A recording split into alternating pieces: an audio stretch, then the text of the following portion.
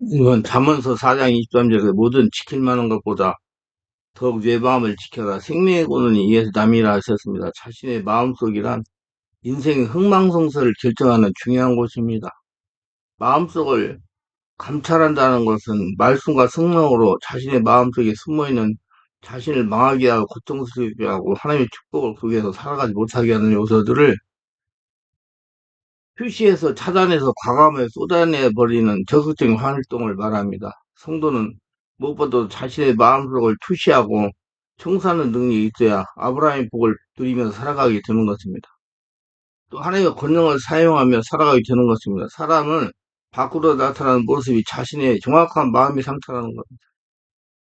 성도는 내적인 능력과 외적인 능력의 균형을 잡혀야 됩니다. 마음이 성숙해야 밖으로 나타나는 인품이 성숙하여 향기를 내는 것입니다. 내적인 능력이 변화된 새 마음으로 말미암을 개인적인 것이라면 외적인 능력은 마음의 성숙함이 외부적으로 드러나서 다른 사람에게도 영향을 미치는 것이기 때문입니다. 우리는 흔히 보이는 외적 능력에만 관심을 기울이기 쉬우나 보다 중요한 것은 내적으로 다져지는 것입니다. 내적으로 성숙되고 강화되어야 외적으로 좋은 모습이 나타나 사람들에게 영향을 끼치게 되는 것입니다. 마음의 변화 없이는 아무리 거치장을 해도 자신의 본질은 그대로라는 겁니다. 저는 25년간 목회자와 성도들의 마음을 치유하여 성령으로 지배하고 장악하게 하여 열심히 인격으로 변해서 하나님께서 나타나신 하나의 뜻을 이루는 목회를 했습니다. 쉽게 설명하면 목회자와 성도들 한 사람 한 사람의 마음을 치유하여 성령의 전이 되는 목회를 했다는 것입니다. 그러한 성전이 되는 목회를 했다는 것입니다. 예수님처럼 한 영혼을 천하보다 귀하게 여기면서 성도들을 섬기면서 목회를 했습니다. 제가 마음을 정리하고 정화하여 하나님께서 주인 되는 목회를 25년간 하다가 내린 결론은 마음이란 겉으로 나타나지 않지만 한 사람이 신앙과 건강과 인생의 성공과 실패를 주관하고 인도하는 영혼 육체의 상태라고 깨달았습니다. 세상에서 말하기를 내면 세계란 겉으로 드러나지 않냐고 보이지 않는 마음속의 감정이나 심리라고 합니다. 물론 이 말도 맞는 말입니다. 그런데 제가 깨닫고 보니까 내면 세계를 마음속에 숨은 감정이나 심리라고 단정하기는 너무나 세속적입니다. 마음에 와닿지 않고 이해하기 힘든 표현입니다. 복음적으로 표현하면 마음이란 자신의 생사복을 주장하는 영혼력의 상태라는 것입니다. 보이지 않는 영혼력체가 하나님 나라가 되어 성령의 지배 속에 들어가 있으면 영혼력체가 강인한 가운데 하나님의 축복을 받으면서 인생의 풍성과 열매를 맺으면서 하나님의 살아계심과 영광을 나타내며 살아갈 수가 있습니다. 반대로 예수를 믿는다고 하더라도 보이지 않는 영혼 육체가 세상의 지배 속에 들어가 있으면 하나님을 욕되게 하는 악한 열매를 맺으며 살아갈 수가 있다는 것입니다. 그래서 마음을 진리의 말씀과 성령으로 투시하고 정비하고 정화하는 일은 자신을 위해서도 가족을 위해서도 주변 사람들 위해서도 하나님 위해서도 너무나 중요한 일이라는 겁니다. 이 말씀을 끝까지 들으시면 자연스럽게 깨닫게 될 겁니다. 저는 처음 목회를 시작할 때 마음에 대해 이해하지 못했습니다. 왜냐하면 우선 보이는 개척교회가 수자적으로 성장하고 재정에 자립을 하고 교회 건물을 번듯하게 짓는 일이 중요한 것으로 알고 목회를 했기 때문입니다. 아마 수많은 수의 목회자와 성도들이 저와 똑같은 생각을 가지고 보이는 면을 추구하면서 교회를 다니고 목회를 할 것입니다. 지금도 마음에 다른 세계가 있다는 것도 모르고 설교하고 목회하는 분들도 다수일 겁니다. 저도 얼마 동안 외적 세계를 추구하면서 목회를 했기 때문입니다. 목회자 성도가 마음의 세계를 깨닫기까지는 많은 시간이 걸립니다. 믿음 생활을 하면서도 시행착오를 겪으면서 자신의 영혼력체 문제가 발생하면 그때서야 자신의 영혼력체 문제를 해결하려고 원인을 찾기 시작하면서 모든 영혼력체 문제가 자신의 마음을 정화되지 않아서 생긴 것이라고 깨닫기 시작하는 것입니다. 목회자 성도들이 내면의 다른 세계를 이해하고 정비하고 정화하기 시작했다는 것은 시간이 지나고 나면 하나님의 크신 특별라는 겁니다. 저도 내면을 깨달은 다음부터 하나님의 은혜 가운데 성령의 인도를 받는 목회를 할 수가 있었기 때문입니다. 제가 마음이 중요하다는 것은 깨닫게 한 사건이 있었습니다. 교회를 성령시키려고 병원전도를 열심히 다니고서 어느 날 신경성 위장병으로 고생하던 남자 집사를 위해 기도했습니다. 그런데 성령에서 강하게 나타나서 귀신이 발작을 일으켜 악을 쓰고 토하게 했습니다. 악성 소리에 놀라 간호사가 달려왔습니다. 병실문을 잠가버렸습니다. 모두 다 마무리하고 병실 나가 다른 병실로 가는데 이상하게 제 속이 쓰리고 아팠습니다. 아침 먹은 것이 잘못된 것 같다고 생각하고 전도를 마친 후에 교회에 들어갔더니 사모가 바쁠 만한 눈곱이 눈에 달렸다고 깨어나라고 했습니다. 그때 내 영육의 질병이 그 환자로부터 전이되어 왔는가 하며 슬슬 걱정되기 시작했습니다. 그때 영적인 수준은 그렇게 생각할 수밖에 없는 수준이었기 때문입니다. 좌우지간 그 이수는 계속적으로 속이 아프고 소화도 잘 안 되어 고생했습니다. 마음이 편안하지 못하고 불안함에 깊은 잠을 잘 수가 없었습니다. 그런 집에 어떤 자매가 영적인 질병으로 고통을 당하고 있었습니다. 귀신을 쫓아내고 나면 정상으로 돌아왔다가도 이상 2, 3일 지나면 다시 원위치로 돌아가 고통을 당하기 시작했습니다. 그래서 어느 뇌특치를 전문하시는 목사님에게 전화를 물어봤더니 목사님 내면세계를 아십니까? 그래서 알지도 못하면서 창피해서 그냥 압니다 하고 대답을 했습니다. 목사님 하시는 말씀이 사람의 내면을 아신다면서 그와 같은 일이 어찌하여 생긴지 모르십니까? 대답을 하지 못하니까 목사님께서 하시는 말씀이 환자의 마음속에 상처가 많아서 일어나는 현상이 성령을 세례받게 하면서 뇌특치를 먼저 하라는 것이었습니다. 이 자매일과 저의 질병 상태를 놓고 기도하면서 생각해보니 그냥 축사하고 안수기도 할 것만이 아니었습니다. 그래서 서점에 가서 마음속의 세계와 뇌척추에 대한 책을 사서 보니 무엇보다도 먼저 자신의 마음속에 성성된 상처를 치유가 먼저 이루어져야 된다는 것이었습니다. 또 그 책을 사모가 있다니 감독을 받아 뇌척추를 받아야 한다는 마음으로 동의되기 시작했습니다. 그래서 서울에서 하는 뇌척 치유하는 곳에 가서 매주 월화 수목 4일씩 1년 동안 사모와 같이 다니면서 뇌척 치유를 받았습니다. 많은 영적 체험과 치유를 경험사. 그런데 그렇게 뇌척 치유를 1년을 받아도 해결되지 않은 부분이 있었습니다. 아주 이것 때문에 굉장한 고생을 했습니다. 위의 통증입니다. 전도하러 다니다 꼭 고치려고 설거 준비를 하다가도 아팠습니다. 이것을 고치려고 6개월을 잠을 자지 않으면서 기도했습니다. 하나님, 왜 이렇게 위장의 질병이 치유되지 않습니까? 하나님 알려주세요. 하나님 알려주세요. 하나님 알려주세요. 하나님 도와주세요. 원래 하나님이 완벽하게 치유해 주셨습니다. 근데 그냥 치유해 주신 것은 아닙니다. 저희 지나온 과거 속에서 상처받은 것을 하나하나 구체적으로 보여주셨습니다.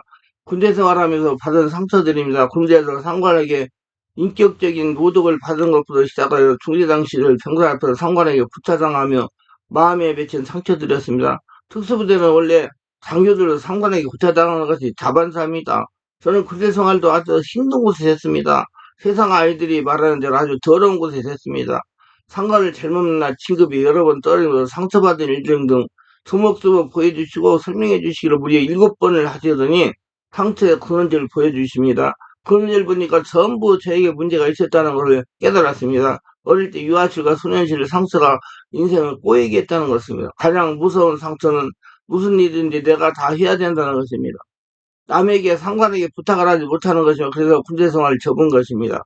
성관과정 문제로 제가 상처를 받고 응어리를 품고 살았던 것입니다. 하나님 모두 저에게 문제가 있었다는 것입니다. 하나님께 그대로 고백하고 인정하니까 하품이 막 나더니 배가 시원해지면서 위장병을 깨끗하게 치유해 주셨습니다. 마음속의 정비와 정화와 치유는 자신과의 영적인 싸움입니다. 의지를 가지고 치워야 할 뿌리를 뽑아야 됩니다. 마지막 뿌리에 대한 내적 치유는 자신이 직접 하나님께 물어가며 치워야 됩니다. 말씀을 듣는 분도 말씀을 들으면서 마음속에 상처 원리들을 적용해서 상처 뿌리를 뽑으시기 바랍니다. 자신의 마음속에 정비와 정화는 자신에 있어도 가족에 있어도 하나님에서도 아주 중요합니다. 목회를 하시는 목회자는 성도를 위해 아주 중요한 일입니다. 건강한 삶을 위하여 자신의 마음속을 정비하고 정화해야 됩니다. 마음속을 정비하고 정화하는 일은 자신의 건강을 위해서 참으로 좋은 일입니다. 지금 시대는 인생 100세 시대라고 합니다. 어떤 90이 된 분이 하시는 말씀이 지금 시대는 방탕에 살지만 않으면 100세까지 살 것이다 가자고 말하는 것을 들었습니다. 100세까지 산다고요. 이분은 교직을 은퇴하고 사무실 하나 차려놓고 매일 출근하면서 지낸다고 합니다. 물론 예수님을 믿고 신앙생활을 하시는 분입니다. 사무실을 차려놓은 것은 자신의 마음이 형성된 교직생활과 믿음생활의 패턴을 유지하기 위해서 매일매일 정확한 시간에 출근하여 책도 보고 기도도 하면서 지낸다는 겁니다. 제가 보기에 92세라고 하시는데 70세 가서 정정해 보였습니다. 그렇게 건강과 장수를 위해서도 자신의 마음 관리가 중요한 것입니다. 신앙생활이란 진리 예수님께로 나가는데 필수적인 의식입니다. 그리고 진리는 아름다운 생명과 삶에게로 인도하는 기디오 방법입니다. 진리는 예수님입니다. 진리를 깨닫게 하시는 분은 성령이십니다. 그리고 진리에 약간 올바른 인격과 삶을 추구하는 사람일 때 참다운 사람이라 할 수가 있습니다. 참다운 신앙이란 당연히 그래야 합니다. 참다움이란 그의 인격 혹은 영성의 진리를 말씀과 성으로 정비 정화되어 올바르고 좋게 갖춰 있다는 것을 말하는 것인데, 신앙의 길이란 바로 참다움의 길이기 때문에 그것에 구원에 이르는 길이기도 합니다. 아니, 영원한 천국에 이르기는 길이기도 합니다. 천국은 이 세상을 한적하여 가는 곳이 아닙니다, 여러분. 죽으면 가는 곳이 아니고요. 예, 지금 살아서 천국을 누려야 됩니다. 많은 분들이 천국은 세상을 하직하고 가는 곳을 알고 예수 믿고 교회를 다닙니다. 그러나 진리를 성령으로 깨닫고 보면 지금 살아있을 때 천국을 누려야 됩니다. 예수님이 천국이시기 때문입니다. 여러분, 예수님이 여러분 주인입니다. 예수님 인생을 살기 때문에 천국으로 살아야 돼요. 성경을 성령으로 잘 보시면 예수님께서 이 땅에 천국을 건설하고 오셨다는 걸 깨달을 수가 있을 겁니다. 지금 살아있을 때 천국을 누리지 못하는 이유가 자신의 마음을 말씀과 성령으로 정비하고 정화하고 치유하지 못하는 겁니다. 마음이 무질서하고 산만하기 때문에 살아서 천국을 누리지 못하는 겁니다. 말씀과 성령으로 마음속을 정비하고 정화하면 마음으로 하나님을 주인을 모시면서 천국을 누려 살아갈 수가 있는 것입니다. 이게 틀려요. 지금 천국을 누리며 살아가는 예수님이 주인이시기 때문에. 예수님 이사야서 예언자의 말씀 빌려 이 백성이 입술로만 하나님을 공경하지 그 마음은 멀리 있다고 질책하였습니다. 그들은 믿음이 참잡지 못했다는 얘기입니다. 마음에서 우러나오는 생각으로 하나님의 주인을 모시며 살아가는 것이 진정한 신앙입니다. 마음에서 우러나오는 신앙이란 말씀과 성령으로 마음을 감찰하고 투시하고 정비하고 정화하여 예수께서 주인된 참다운 마음에서 우러나오는 성령 충만한 신앙을 말하는 겁니다. 그러니까 하나님의 진실하는 것이 아닌 사람들의 규정을 하나님의 규정인 양 사람들을 가르치며 그걸 진리화 시킨다는 꾸짖음이십니다. 교리나 법이나 하여 다 진실된 것이 아님을 이 말씀을 알려주고 계십니다. 그러니까 교리나 전통은 종교적 조직과 관력은 특권을 살아가기 위한 것이기 때문입니다. 세상적인 사물주의과 인간의 지식이 지혜가 섞일 수 있다는 말씀입니다. 하나님의 계명과 고대나 전통 사이에는 차이가 있을 수 있다는 말이기도 합니다. 하나님의 계명은 바로 나쁜 마음을 갖지 않고 좋은 바른 마음을 갖는 것입니다. 예수의 마음을 갖는 것입니다. 예를 들어 사랑, 용서, 자비, 선행 같은 것들입니다. 이는 마음을 말씀과 성령으로 정비하고 정화했을 때 마음에서 흘러나오는 하나님의 은혜입니다. 나쁜 마음과 행실한 마음을 정비되지 않은 나쁜 생각, 불륜, 도둑질, 살인, 간음, 탐욕, 악의, 사기, 방상, 중상무례학, 교만, 어리석음 같은 것입니다. 이런 모든 것은 성령으로 정화되지 않는 마음에서 생각에서 비롯되는 겁니다. 그래서 마음을 성령으로 감찰하고 정화해야 진정한 신앙인이 되는 것입니다. 신자라 하여 다른 이와 같이 온갖 탐욕과 거짓으로 가득하다면 그 신앙은 그를 온전하게 구원에 이르지 못할 수도 있습니다. 반드시 마음속을 성령 말씀으로 정화해야 됩니다. 하나님의 은혜로 심령을 열어서 정화해야 됩니다. 예수님 말씀과 성령은 마음을 정화시켜가는 것이 진리의 기름을 명령하고 그대로 따라가야 되는 겁니다. 여러분 마음을 정비하세요. 그럼 이제 참다운 신앙이 되려면 기도나 활동은 마음속의 정화와 신앙의 심의 향상의 보탬이 되는 것이지만 그것이 본질이지 아니라 더욱더 중요한 것은 성령으로 자신의 마음을 감찰하며 투시하며 돌아보고 정비하고 정화하고 취해 가야 된다는 것입니다. 마음속을 정화해 보던 나쁜 생각과 감정, 욕구를 떨쳐버리고 의의 길로 갈 때 진짜 하나님 길로 나가게 되는 것입니다. 이렇게 될 때 여러분 몸도 건강해지는 겁니다. 인생 백세시대가 앞에 얘기했죠? 지금 100세까지 사는데 건강하게 살아야 될 거 아니에요. 이 마음의 불의를 척결해야 됩니다. 그래서 참 신앙인으로 안정적인 신앙으로 교회에 충성하는 것보다 성령으로 충만하여 체험적으로 하나님의 은혜를 따르는 것이 더 중요한 것을 알아야 됩니다. 사람이 정복하지 못하는 것은 자기 마음의 세계입니다. 반드시 진리의 말씀과 성령 역사가 자신을 지배해야 자신의 마음의 세계를 정복할 수가 있습니다. 자신이 보고 인정해야 자신의 마음의 세계를 정복할 수 있습니다. 예수께서 말씀하신 대로 물과 성령으로 나지 아니하면 하나님 나라에 들어갈 수가 없는 겁니다. 다시 튀어나가라 그 말이에요. 예수께서 해봐야 진실로 되기 이르니 사람이 물과 성령으로 나지 아니하면 하나님 나라에 들어갈 수가 없네. 요한복음 3장 5절. 하나님께서 창조하신 사람이 이 세상을 살면서 왜 사는지 그 의미를 알려는 사람도 없고 또한 삶의 의미를 알려주는 사람도 없기 때문에 자기 욕심에 따라 이 세상을 살다가 허탈하게 삶을 마감하고 있습니다. 사람들은 세상에 사는 동안 먹고 마시며 모든 걸 소유하며 자기는 행복한 사람이라 생각하지만 진정한 행복은 그곳에 없다는 것을 자신도 알면서도 그 일에 목숨을 걸고 있는 것은 자기 자신의 마음속의 세계를 알지 못하기 때문입니다. 그럼 사람이 태어나서 살아야 하는 진정한 의미가 무엇입니까? 사람이 살아있는 동안 반드시 알아야 하고 행해야 할 일들입니다. 이렇게 정신없이 살아가지만 나이가 들어 죽음이 앞선 모든 사람들은 인생은 일장 순문가고 공술의 공수어라 하면서 인생의 무상함과 허무함을 고백하고 있습니다. 사람들은 본성이 짐승의 야성을 벗어나 못하고 먹을 것을 찾아 세상 끝날까지 다니다가 결국 죽음을 앞에 두고 빈손으로 돌아와서 절망과 좌절 속에 빠지게 되면 이 모든 것이 헛되고 깨닫고 그때서야 자신의 마음의 세계를 발견하게 되는 것입니다. 자신의 마음의 세계를 발견하는 건 축복입니다. 그 마음속의 세계로 들어가려 해도 길이 막혀 엄둘내지 못하고 결국 포기하고 마는 것은 깊은 흑암이라는 오랜 세월 동안 쌓아올린 거짓 생각들이 울창한 숲이 되어 가로막혔기 때문에 한 발자국도 옮길 수 없는 불무지를 보면서 자신의 존재와 마음의 세계를 보지 못하고 있는 것입니다. 그 영의 등을 뚫어라, 영의 뚫어라 말씀드리는 겁니다. 하나님 하나님께서 창조하신 사람들마다 정복해야 할 것은 자신의 마음입니다. 사람들이 알지 못하는 하나님의 세계가 자신들 마음 안에 있다는 것입니다. 눈이 열려야 깨닫게 됩니다. 성령으로 세례를 받고 충만 받아야 깨닫게 됩니다. 성령이 깨닫게 하십니다.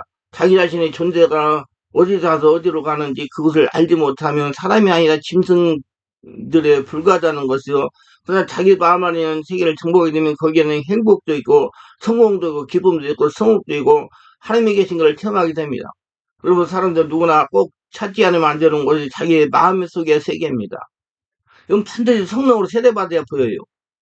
그걸 찾아야 행복과 기쁨을 있고 언제나 부족함이 없으며 신의 세계요 하나님의 아들들로 살 수 있는 곳입니다. 반드시 말씀과 성령으로 거듭나야 볼 수 있고 살을 수가 있는 것입니다. 하나님의 세계 천국을 짐승 차원의 사람이 열심히 해석하고 성령으로 거듭나 하나님 형상으로 아들 예수까지 거듭난 자만이 찾는 곳이고 가는 곳이지 아무나 가는 곳이 아닙니다. 그러므로 사람으로 이미 이것을 수여한 사람은 세상 삶에 집착할 이유가 없이 그곳의 사람들은 성령의 인도로 기이하고 놀라운 일이 일어나게 되는데 이 모든 것이 자기 안에는 존재 발견과 마음의 세계를 정복한 사람들에게 주어지는 복이라는 것입니다. 그래서 자신의 마음 상태를 보는 사람은 복받은 사람이에요. 왜 자기를 고칠 수가 있으니까. 지구촌 그 어디에도 이런 곳은 없으면 오직 하나님이 창조하신 사람 안에 감춰져 있는 자기 마음속의 세계 속으로 들어간 사람들에게만 주어지게 되어 있는 하나님의 세계의 천국 축복입니다. 하지만 그것을 정복하려면 많은 영적인 준비가 필요하고 진리의 말씀이 내 안에 있어야 됩니다. 성령 인도를 받아 마음속을 추적 감찰해야 됩니다. 진리를 캐내고 성국이 되며 하나님의 아들들이 되려면 깊은 흑암을 뚫을 수 있어야 되고 벗어날 수 있는 진리의 말씀 성령이 있어야 됩니다. 반드시 성령으로 세례를 받으셔야 돼요. 이 성경에서는 하늘이 내려온 펴놓은 작은 책을 하셨습니다. 요한계시록 10장 11절 2절에 보면 이 책을 가지고 있으면 길을 헤매지 않고 빛의 세계를 찾을 수 있으며 예수님이 걸어갔던 길을 그대로 따라갈 수가 있기에 요한복음 14장 6절 천국에 들어가 자기의 소원들이 다 이루어지는 곳에 도착하게 되고 예수와 같은 하나님 아들들이 되어버리는 것입니다. 그래서 성령의 인도를 받아야 되는 거예요. 자기 힘으로 안 돼요. 거기에 도착하는 사람들은 모두 의인들이 되고 성령의 사람들이 되고 예수님과 같은 하나님의 아들들이 되어버리는 기적을 체험하게 되는 겁니다. 사람들은 지금까지 너무나 무의식적인 삶을 살면서 외적이 보이는 세계만 이용하며 점령하면서 세상을 가져다니는 행복을 찾아 유의하는 삶을 살았으며 가장 귀하고 소중한 것들은 모두 방치해두고 계속 쓰레기만 모으고 살고 있었던 것입니다. 오래되고 낡은 폐품들과 부유하다며 큰 소리를 치고 있었던 것이며 썩어 없어질 것들을 수집하여 중요한 보물이라 하고 이러한 재산을 소유하면 행복한 사람이라고 생각했습니다. 장차 그곳에는 행복도 기쁨도 없고 원하는 것들은 아무것도 없습니다. 모두 가짜였고 거짓인 것입니다. 거짓 행복과 거짓 기쁨을 찾았고 가짜 천국을 찾았으니 결국은 지옥의 삶이 아니었던가요? 세상의 것은 아무리 좋아도 헛되고 헛되니 헛되다고 전도사는 말하고 있습니다. 그것들은 모두 쓰레기들이요 폐품들이요 거기에는 장사꾼들이 소굴이요 강도들이 구대이 생족이었습니다. 선인가 했는데 악이 되어버리고 천국 가면 지옥이여 행복인가 째니 불행인 것입니다. 이런 종교 생활이 계속되고 있는 것은 자신들의 마음세계를 깨닫지 못하고 알지 못한 짐승 사람들이 짐승 같은 야성을 가지고 세상에 보이는 것이 전부가 되어 있기 때문입니다. 자신들의 마음의 세계를 정복한 사람들은 예수의 마음을 가지고 하나님 아들 예수로 살 수 있게 선하게였고 생과 사가 없는 하나님의 아들들이 삶을 살 수가 있는 것입니다. 그건 성령의 인도를 받으니까요. 그러므로 찾을 만한 가치가 있는 유일한 보물은 자신 속에 숨어있는 하나님의 세계를 정복하는 것입니다. 이건 성령으로 되는 거예요. 본성을 찾아 자신의 존재를 발견하게 된 사람은 항상 웃을 수가 있어 행복과 기쁨을 떠나지 않고 생명과 평화가 있으며 천국 영생이 있습니다. 하나님과 하나 가지고 예수님처럼 살게 됩니다. 이 모든 것들은 자연 그대로 하나님의 것이니 하나님을 살자는 거다. 그러므로 진정한 삶은 아직까지 미지의 세계로 남아있는 자신들의 마음속의 세계를 정복하는 것입니다. 나의 자아를 버리고 성령님을 주인으로 모시는 성도가 되어 나 자신의 존재를 발견하면 하나님을 발견하게 되고 내가 기쁨의 사람이 되고 행복한 사람이 되어 내가 예수님처럼 되어버리면 이것이 예수님이 걸었던 길이며 우리 모두가 걸어가야 될 길입니다. 이걸 빨리 성령으로 인도받아서 찾으시기 바랍니다. 반드시 성령으로 되는 거예요. 결론적으로 마음이란 일반적인 관념적인 신앙으로는 발견하기 쉽지 않은 것입니다. 반드시 진리의 말씀과 성령으로 거듭나야 깨달아지는 겁니다. 마음의 세계가 깨달아졌다고 다 되는 것이 아니라 진리의 말씀과 성령 역사가 마음에 열려서 자신의 마음 안에 보물을 키워내기 위해서 성령으로 정비하고 정화하고 치유하고 마음의 하나님 나라가 되어야 됩니다. 예수께서 마태복음 13장 44, 46절에서 강조하시는 대로 마음에 부하가 있다는 것을 성령으로 깨달아 알아야 되는 겁니다. 그래야 자신의 마음에 있는 보물을 내 것으로 만들려고 전념하고 노력하는 것입니다. 중요한 것이 자신의 마음에 보물이 있다는 걸 깨달아 하는 겁니다. 이건 성령께서 하시는 일이에요. 이는 보이는 외형적인 신앙생활하는 사람이 발견하기 심히 어려운 겁니다. 보이지 않는 마음을 중요시하는 영성인 성도들이 발견하게 됩니다. 보이지 않는 마음을 중요시하는 신앙이 되기 위해 말씀과 성령으로 거듭나야 됩니다. 성령으로 세례받고 충만받고 성령으로 말씀을 깨달아야 됩니다. 즉 다시 태어나야 된다는 것입니다. 예수를 죽고 예수로 태어나가지고 예수님 인생을 살아야 된다는 말입니다. 다시 태어나야 한다는 말은 예수를 믿을 때 자신이 죽고 이제 3일 만에 무덤을 물리고 부활하신 예수를 다시 태어나 예수로 의인으로 살아야 된다는 말입니다. 모두 다 다시 태어나서 마음을 잘 보시고 마음의 부활을 발견하시고 은혜 충만 성령 충만 하늘의 복으로 이 땅에서 살면서 천국을 누려 살아가시길 바랍니다. 기도합니다. 오늘도 저희 설교를 끝까지 시청하신 분들을 축복하옵소서. 특별하게 구독, 좋아요, 알림 설정, 공유하신 분들 축복하는 성령 세례받고 충만받아 자신의 마음의 세계를 알고 마음을 정비 정화하여 온전히 하늘나라 성전이 돼서 다시 마음 안에서 하나님의 축복이 흘러나오며 하나님의 영광 속에 들어가며 영혼력이 건강하며 승리하는 삶을 살아가는 복된 모두가 되게 하여 주시옵소서. 예수님 이름으로 기도드리나이다. 아멘.